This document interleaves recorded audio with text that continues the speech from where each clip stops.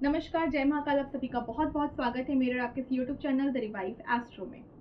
कई बार अपने आसपास आपने लोगों को देखा होगा जिनके घरों में शादियां नहीं हो पाती, घर में 2 हो 4 हो बेटे या बेटियां, किसी की मैरिज नहीं हो पाती है, बच्चे नहीं हो पाते हैं और पीढ़ी दर पीढ़ी परेशानियां खत्म ही नहीं हो पाती है।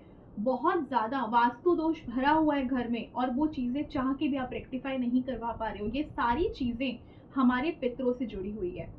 तो आज मैं इस खास टॉपिक पे आपके साथ चर्चा करूंगी और आपको ये भी बताऊंगी कि इसका क्या समाधान है।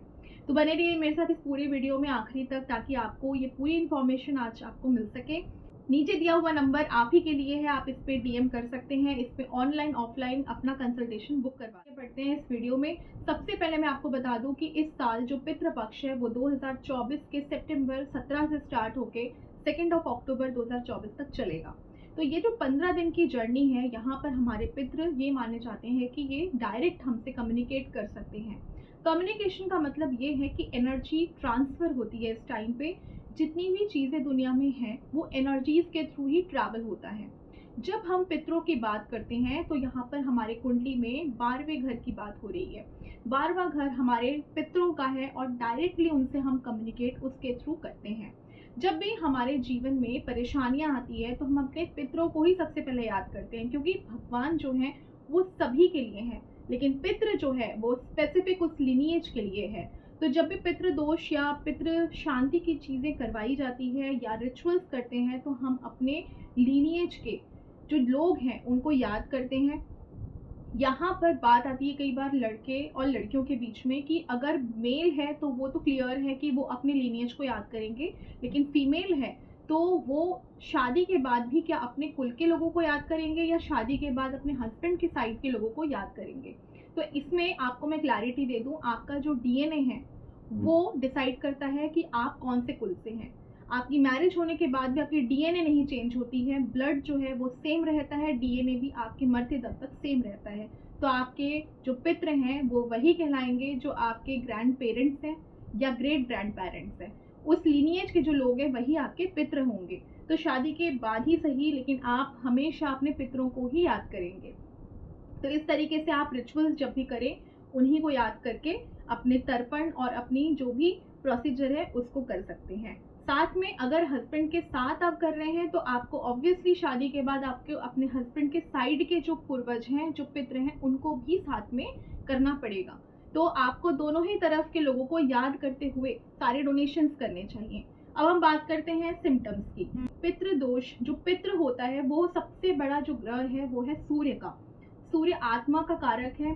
सूर्य जब भी आपकी कुंडली में मेलेफिक ग्रहों के साथ बैठे, राहु के साथ कंजंक्ट हो, राहु की दृष्टि हो, शनि के साथ बैठे या फिर केतु के साथ कंजंक्शन बनाए दृष्टि हो, ऐसे समय में इसको पितृ दोष माना जाता है।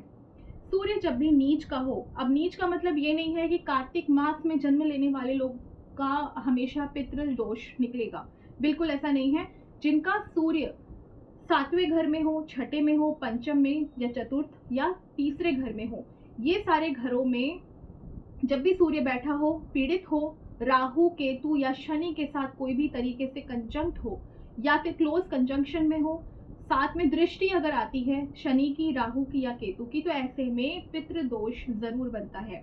पितृ दोष बनने से आपका जो चार्ट है वो पीड़ित होता है और सूर्य पीड़ित हो जाने से आपको बहुत सारे सिम्टम अपनी लाइफ में देखने को मिलेंगे।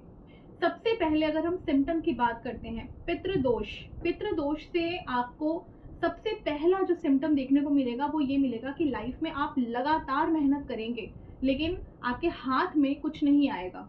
यानी आपके लीनिएज से चला आ रहा है कि शादी में सबकी इश्यूज आ रही है। आपके हो सकता है एंसेस्टर्स में पितरों की अगर आप लिस्ट निकालें तो सभी की मैरिड लाइफ में हमेशा से इश्यूज रहा है, झगड़े, क्लैशेस हमेशा से रहे। आपकी भी शादी में प्रॉब्लम्स आ रही है। या फिर कई बार ऐसे देखने को मिलता है इन घरों में अगर बेटियां हैं या बेटे भी हैं, उनकी शादी लेट में होती है।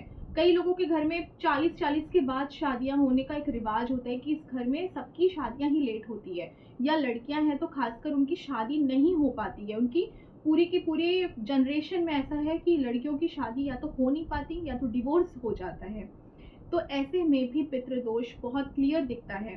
साथ में ऐसे लोग जिनके घरों में बच्चे नहीं हो पाते, बच्चों का योग नहीं हो पाता, होते भी हैं तो उनका ट्रबल्स होता है बहुत ज़्यादा।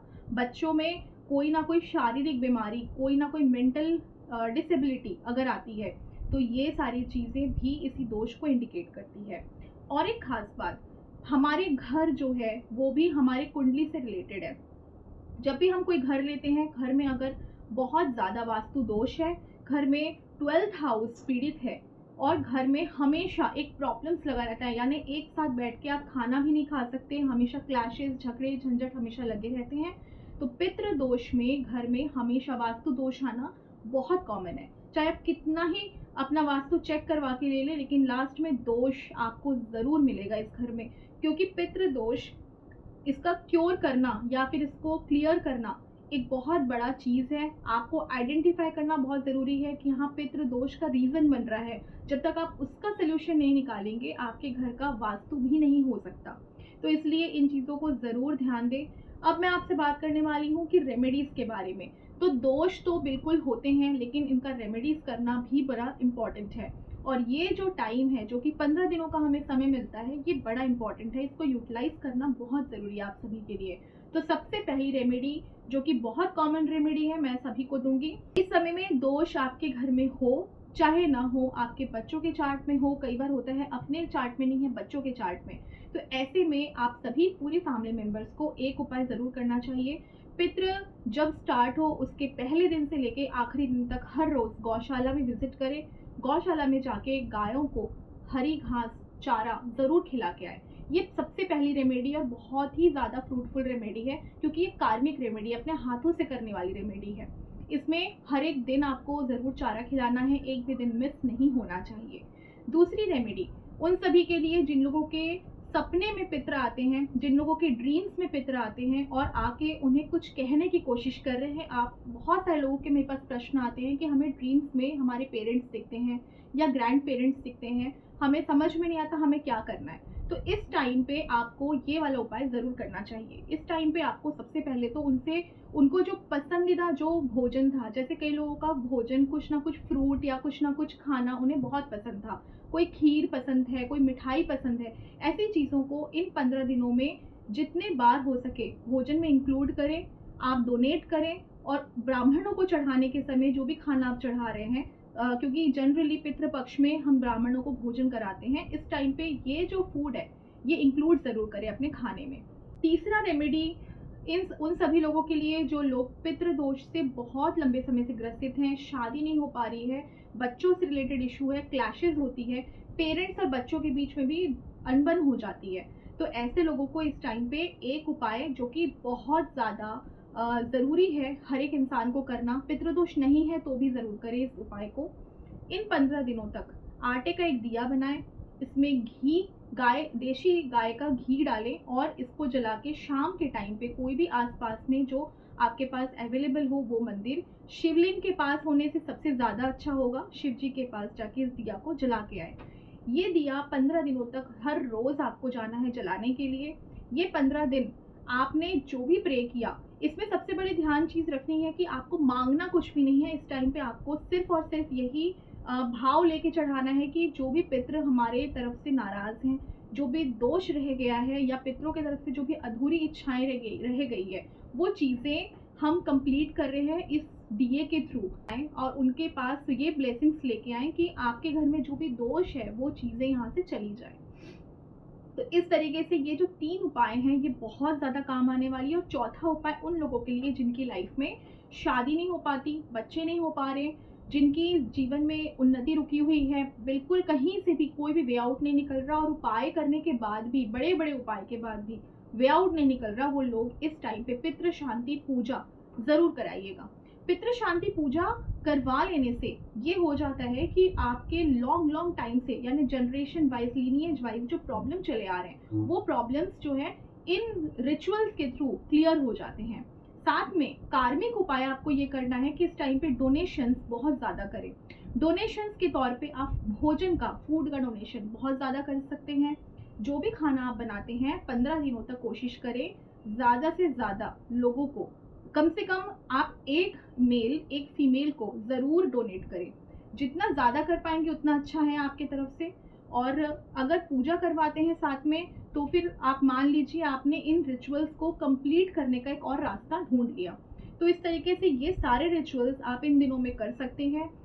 अमावस्या में हम जब भी कोई उपाय करते हैं वो हमारे पितरों को जाता है, तो हर महीने जो अमावस्या आती है उसमें भी ये सारे रिचुअल्स दोहराते रहिए।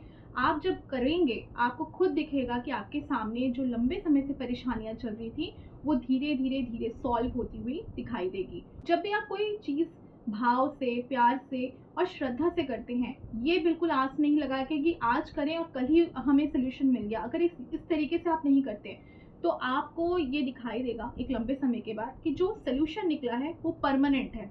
सोल्यूशन हमेशा एक लॉन्ग टर्म स्टेबल सोल्यूशन निकलेगा आपके सामने। तो मेरा आप सभी से सुझाव यही है इस 15 दिन में ये उपाय ज़रूर कर लें, ताकि आपके जीवन में जितनी भी टाइप की रुकावटें हैं, बाधाएं हैं, वो दूर हो सके। नमस्कार, जय महाकाल।